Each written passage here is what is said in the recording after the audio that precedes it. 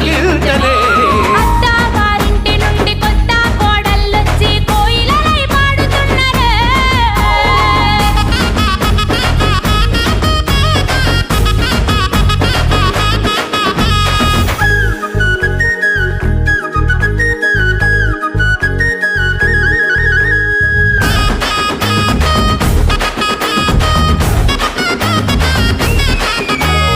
ఊరు వంక మీద గోరింట పూసింది పేరెంటో రాసింది ఎన్నియల్లో పండు వెన్నెల మీద పచ్చి సలాడింది మా పల్లె పండుగ ఎన్నియల్లో వీరాయి పువ్వుల ఎన్ని